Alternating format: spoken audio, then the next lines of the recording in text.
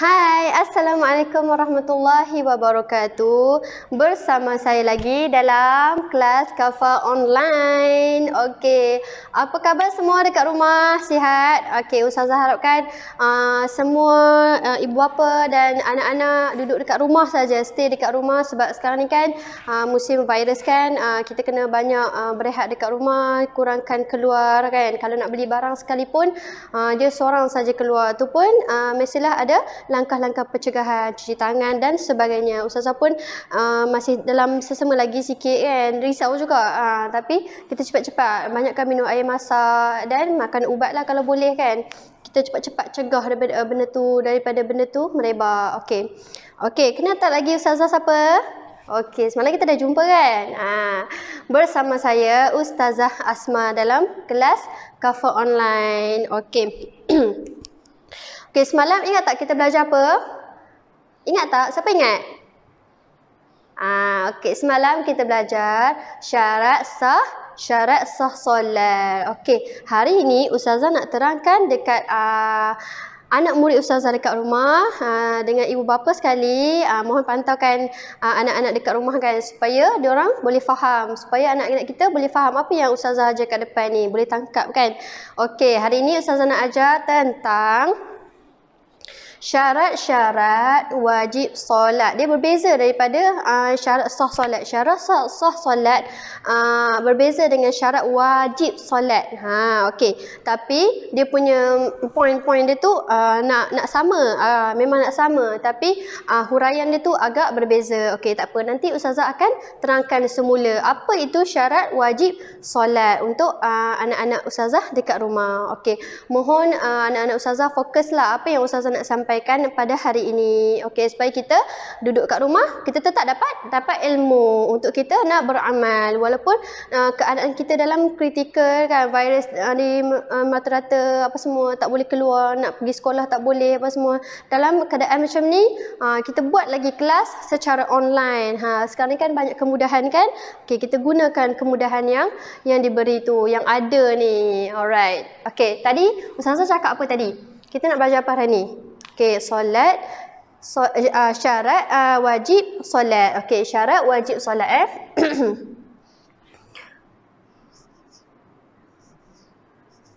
Okey, syarat wajib solat. Okey, kalau semalam syarat sah solat semua ada berapa? Cuba siapa ingat ada berapa? Cuba teka. Semalam Ustazah dah buat nota dah tulis dah dekat papan putih. Awak dekat rumah tu salin tak Ustazah tulis tu?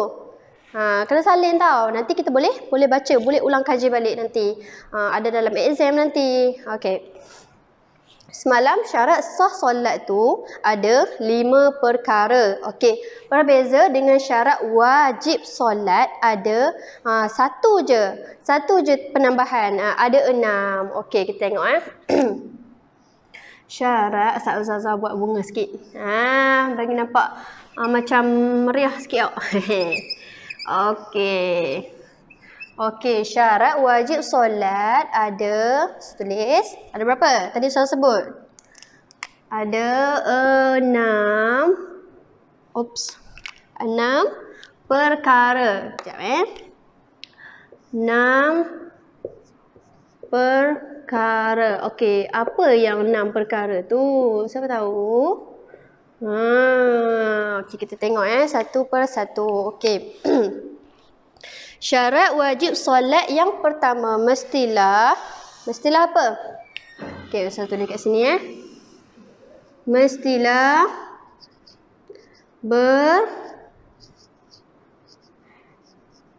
beragama Islam. Okey, syarat wajib solat yang pertama mestilah kita beragama Islam. Kalau kita agama Buddha, Kristian, bolehkah kita nak solat? Tak boleh kan? Okey, mestilah kita orang Islam. Kita ada agama Islam. Kita belajar tentang bab solat. Itu adalah rukun Islam kita. Solat 5 waktu. Okey, mestilah kita beragama Islam. Okey, yang kedua iaitu mestilah apa?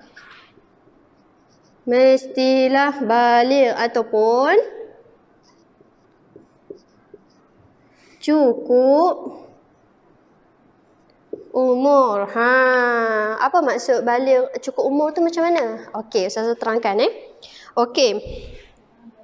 Tanda baligh bagi lelaki, okey Ustazah buat dulu Okey, tanda wajib tanda baligh bagi lelaki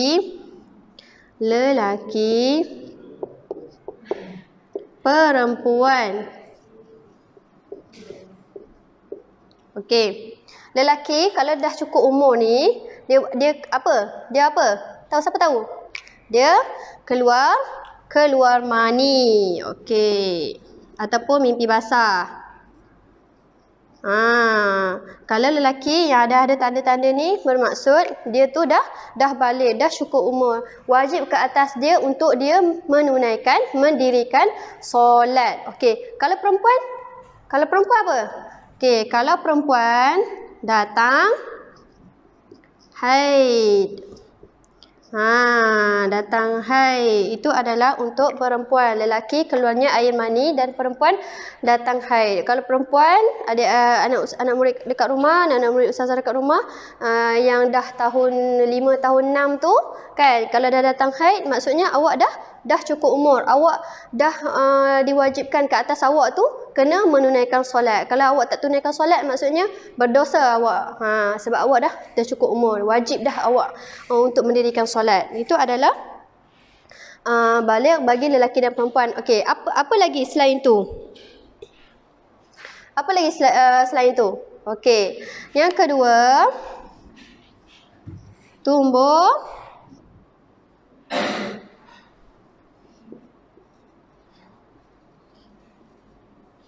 bulu kemaluan. Okey, yang ni sama lelaki dan perempuan sama. Tumbuh bulu kemaluan. Okey, kalau macam lelaki, tumbuh janggut, misai. Itu adalah perbezaan dia. Tapi kalau perempuan ada misai dengan janggut kan. Itu adalah tanda-tanda dia, tumbuh bulu kemaluan. Okey. Seterusnya, cukup umur tu, umur berapa tu? Siapa tahu? Siapa tahu umur berapa? Paling maksimum ialah umur 15 tahun. Tetapi ada yang cukup umur awal, tak semestinya dia cukup 15 tahun barulah dia cukup umur. Ataupun awak dah cukup umur tapi awak cakap taklah, tak cukup umur lagi ni sebab aku belum 15 tahun. Tak boleh kalau rasa diri awak tu dah mempunyai benda-benda ciri-ciri yang Ustazah sebut dekat depan ni, keluar air mani, datang haid, tumbuh bulu kemaluan. Lepas tu, yang tu dah cukup membuktikan awak tu dah cukup umur. Awak dah wajib dah ke atas awak untuk menunaikan solat, menutup aurat dan sebagainya. Okey?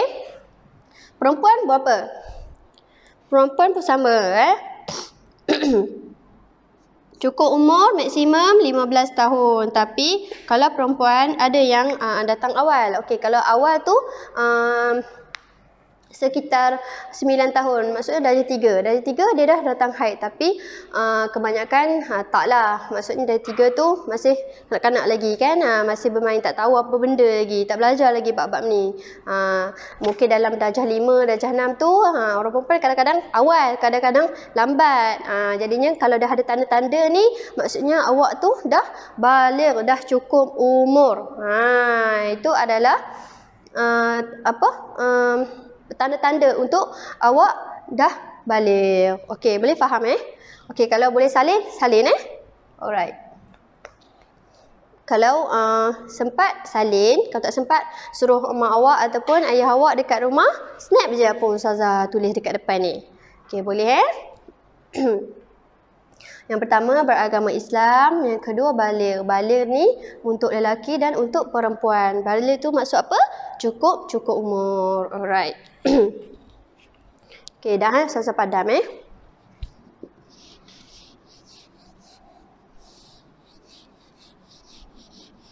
Okey. Yang ketiga apa? Berapa? Berakal. Okey. Berakal. Mestilah kita dalam keadaan normal. Kita boleh fikir. Baik ke, buruk ke. Kita dah... maksudnya kita dah boleh fikir lah kan. Kita dah boleh bezakan. Yang mana baik, yang mana buruk. Yang mana betul, yang mana salah. Itu maksudnya berakal. Berfikiran. Maksudnya orang yang berfikir. Okey. Tidak wajib ke atas kanak-kanak. Okey Tidak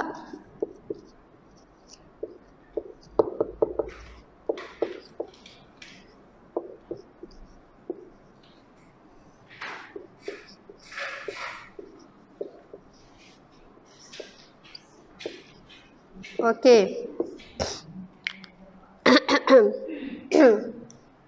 Okey, berakal. Maksudnya tidak wajib ke atas kanak-kanak tu macam mana?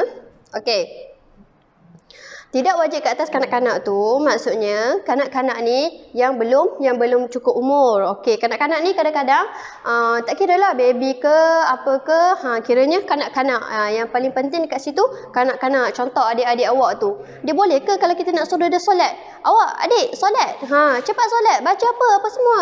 Tak boleh. Kita tak boleh nak paksa dia untuk dia solat.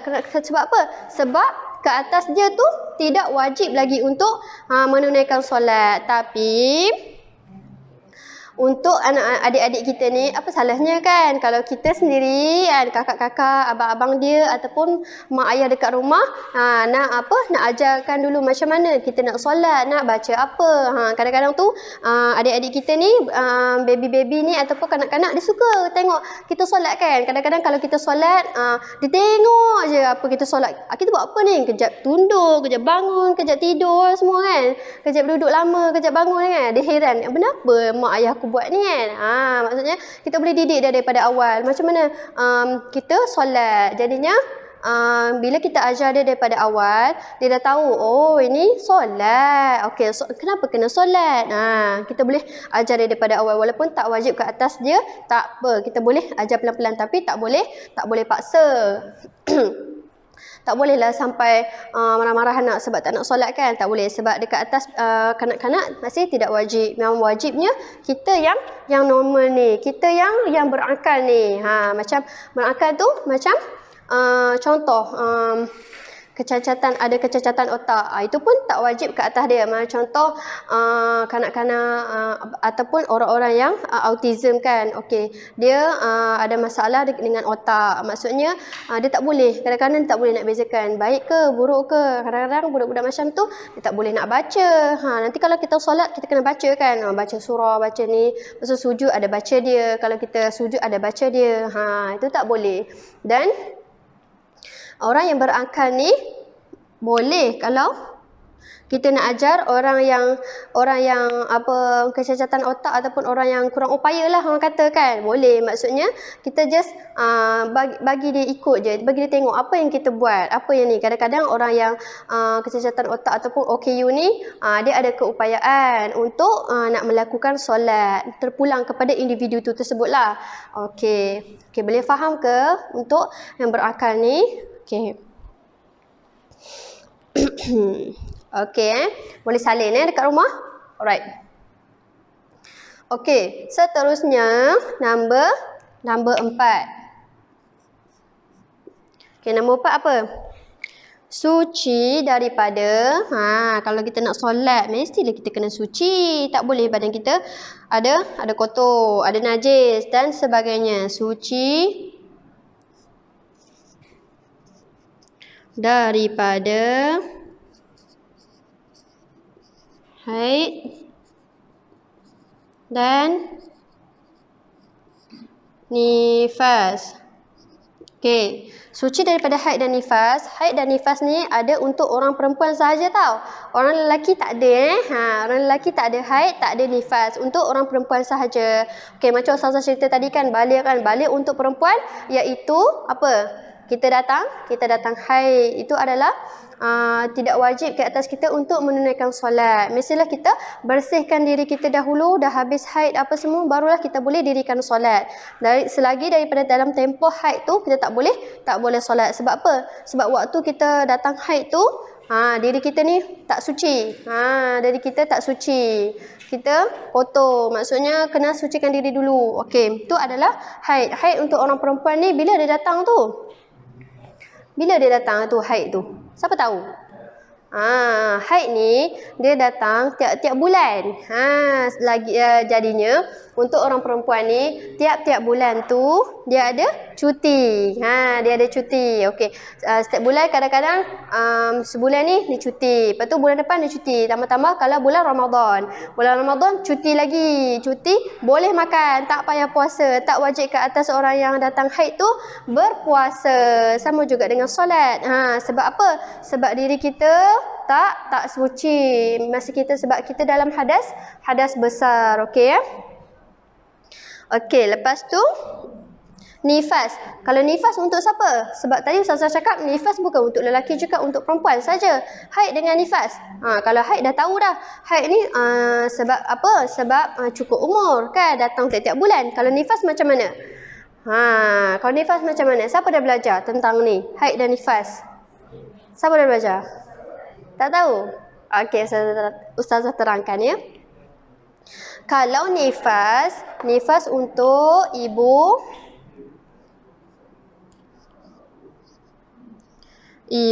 yang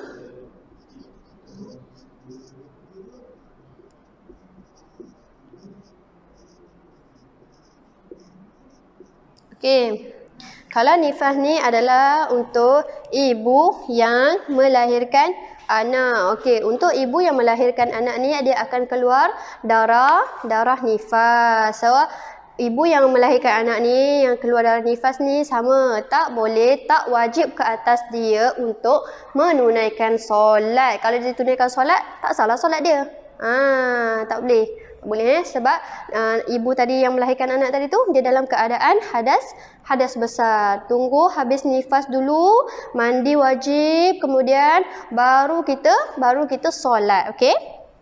Boleh faham antara perbezaan antara haid dan nifas. Haid untuk perempuan yang cukup umur, dan nifas untuk ibu yang melahirkan anak. Okey, sebab tu kalau ibu yang melahirkan anak ni dia tak solat kan, kadang-kadang mesti awak macam contoh kalau ibu awak melahirkan baby kan, melahirkan adik awak, tengok kalau macam ayah awak solat, ibu awak tak solat kan.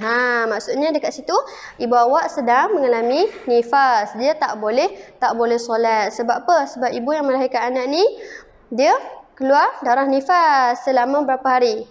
40 hari. Alright. Kalau haid berapa hari selalunya? Siapa tahu?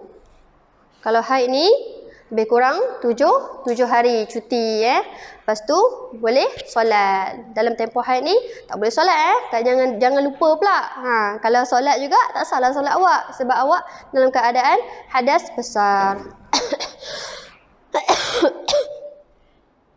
Okey, seterusnya yang kelima. Sorry, saya batuk. Okey, yang kelima apa? Selamat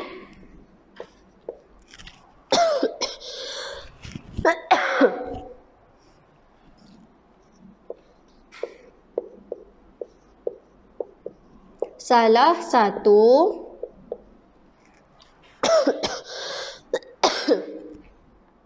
anggota deria sama ada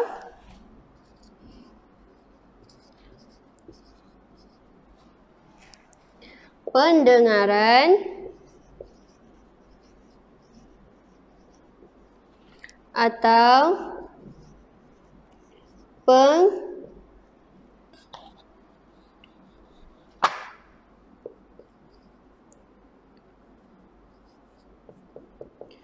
penglihatan. Okey, panjang sangat tak muat, tak apa, nanti Ustazah cerita lagi. Okey, selamat salah satu anggota deria sama ada pendengaran atau penglihatan. Okey, contoh, awak ni seorang yang normal, kan? Awak ni seorang yang normal, elok aje. Telinga elok, mata elok, tiba-tiba awak aksiden. Aksiden lepas tu tiba-tiba buta mata. Buta mata. Jadinya penglihatan awak tu dah tak boleh, kan, tetapi pendengaran awak tu masih berfungsi. Okey, jadinya awak boleh tunaikan solat, wajib juga awak solat, tapi dengan bantuan orang lain. Maksud bantuan daripada keluarga awak, sebab awak boleh dengar. Awak boleh dengar. Lepas tu masa awak aksiden tu mata je buta kan. Mana tahu masa aksiden tu tercocok kat mata ke. Tapi anggota lain tu masih boleh bergerak, kan, masih boleh berjalan, masih boleh berwuduk, cuma dekat mata je. Dari kat situ boleh awak solat, tak ada masalah. Okey. Ada lagi. Tidak wajib. Tak apalah, Ustazah tulis je lah.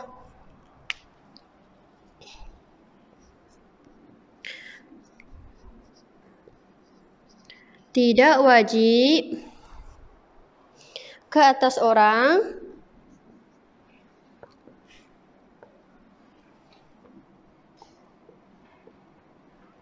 yang dilahirkan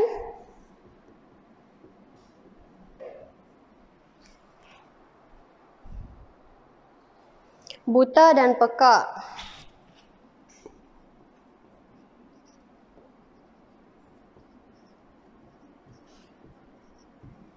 Okey.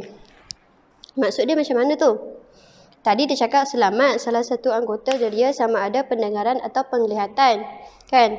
Kat sini pula tidak wajib ke atas orang yang dilahirkan buta ataupun pekak. Okey, tadi Ustazah bagi contoh, awak aksiden, kan? Awak seorang yang normal sebenarnya, tapi awak aksiden tiba-tiba mata buta. Okey, jadinya yang tidak wajib ke atas orang yang dilahirkan buta atau pekak ni, maksudnya semasa ibu dia tu dah lahirkan dia, masa tu dapat tahu, doktor bagi tahu yang masa dia lahir tu dia buta ataupun pekak.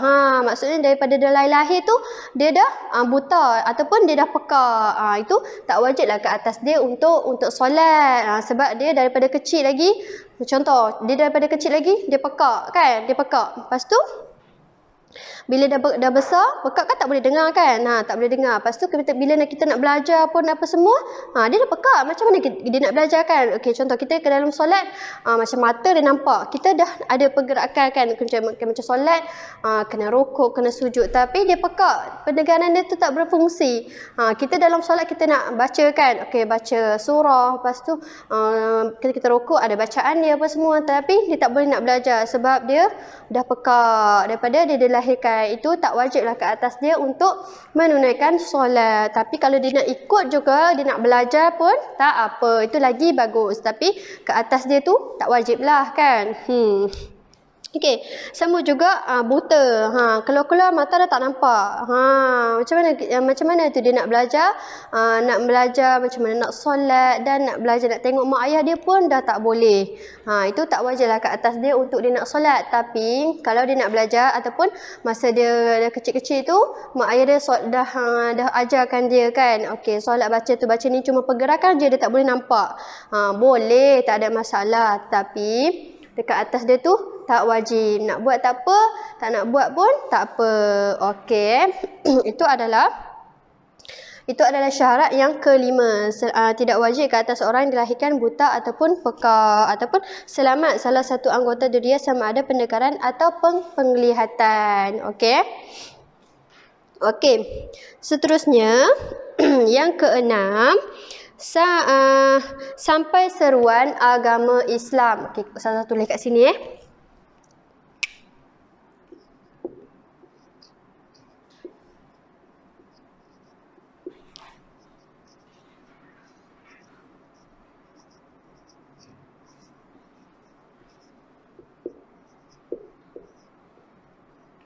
sampai seruan agama Islam. Okey, maksudnya apa? Sebab tadi syarat yang pertama mestilah beragama Islam. Tapi yang ni pula sampai seruan agama Islam, maksudnya apa? Okey, kejap ya Ustazah terang.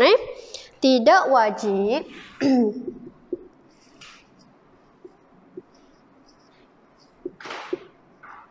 Tidak wajib ke atas mereka yang tinggal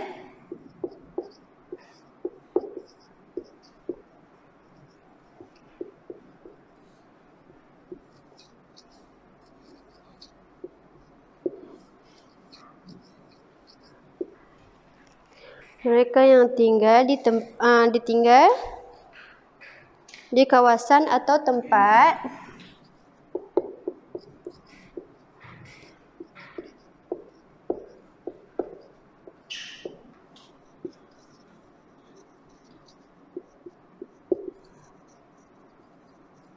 terpencil. Okey. Okey, maksud dia kat sini sampai seruan agama Islam. Okey, contoh dia macam ni. Seorang Cina kan. Okey, orang Cina tu dia tu orang kafir kan sebenarnya, sebab dia agama dia bukan agama Islam. Tapi dia dah sampai seruan agama Islam, dia rasa macam aku nak masuk Islam lah. Macam tu. Dia sendiri nak masuk Islam, dah sampai seruan agama Islam, hati dia dah terbuka dah untuk nak menerima agama Islam. Itu adalah maksud sampai seruan agama Islam lah.